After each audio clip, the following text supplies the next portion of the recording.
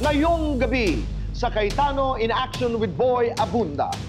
Kwento mo, ano ang nirereklamo mo? Pananakit ng isang tatay ko na hindi po tanggap ang pagiging isang bakla ko. Kung lalaki, lalaki talaga. Kung babae, babae. Ayaw ko ng mga alanganin.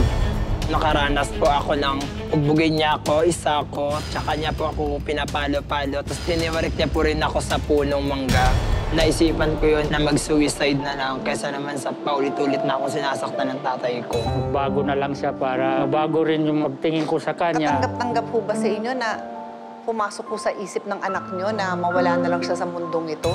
Klaro yung batas ngayon. Iba yung abuse, iba yung disiplina. Ipinapaliwanag ko po yung karapatan namin mabuhay. He's gay, he's human, anak ng Diyos po yan, at higit sa lahat, anak niyo po yan.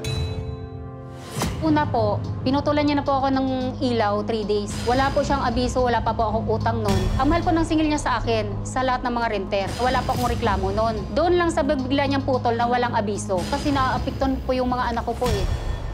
Nagbabayad ka pa ng upa noong time na yon?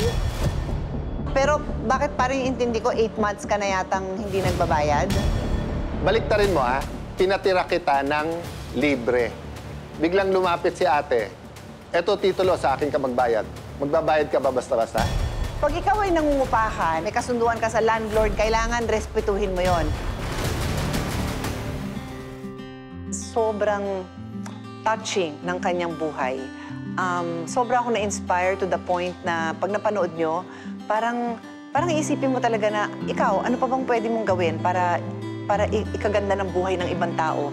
This person used his personal experience sa sementeryo. It's a story that will warm your heart no matter what the season. Siyempre, magtatapos mo ang palabas na ito, ang ating munting palabas na walang uuwi sa ating audience, sa walang regalo. Maglalaro ho tayo ng Alan Pia Pick. Buo po ang ating aabangan ngayong gabi. At huwag ho kayong bibitaw dahil bago matulog, dapat nagkukwentuhan tayo. Lahat ng ito po ay napapaloob ngayong gabi dito sa Cayetano in Action.